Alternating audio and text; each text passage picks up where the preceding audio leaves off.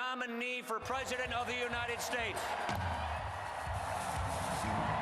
کۆنگرەی دیاریکردنی کاندیدی سەرۆکی ئەمریکا لەلایەن کۆماری و دیموکراتەکانەوە دیاری کرا، بەڵام هەردوو کۆبوونەوەکە جێگەی ناڕەزایش بوو. نێوهۆڵی کۆنگرەی کۆماریەکان لە کلیڤلاند هێشتا ناڕەزایەتی هەندێک لە ئەندامەکانی دژ بە ترامپ ڕوون بوو. فەرمانڕەوای ئۆهایۆ کە کۆنگرەکەی لێبەسرا بوو، ڕکابەری ترامپ جان کەیسک بایکۆتی کردبوو، بەڵام دوجار ترامپ سەرکەوت بەسەر بربەستەکاندا.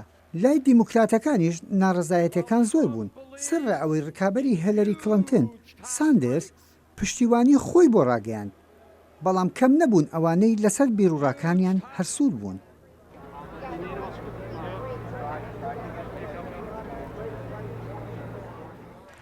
لە نێو کۆنگرەی دیموکراتەکان ئەگەر زۆرینە دەنگی زاڵ بوو بێ بەسەر ناڕازیەکاندا، ئەوە لە بەرچاوی میدیادا پەیامی تریان گەیاند.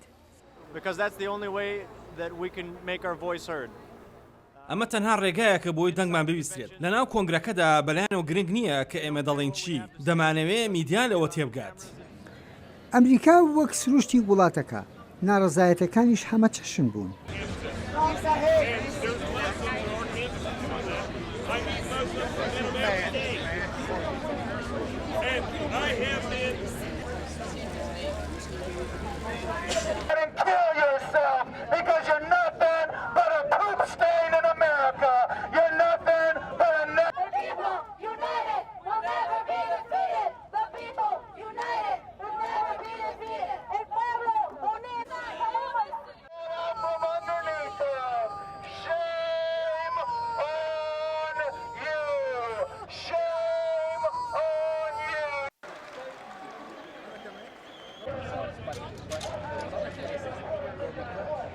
Come see the Trump guy.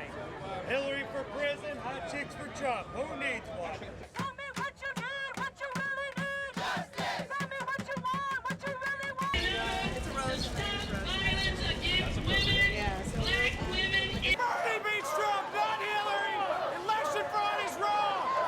کۆنگرەی کۆماریەکان لە کلیڤلاند و دیموکراتەکان لە فیلادلفیا دوو کاندیدیان بۆ پۆستی سەرۆکی وڵات دیاری کرد، بەڵام دوجار خەڵک بڕیار لەسەر سەرۆگەدات. یەحیا بەرزنجی دەنگی ئەمریکا.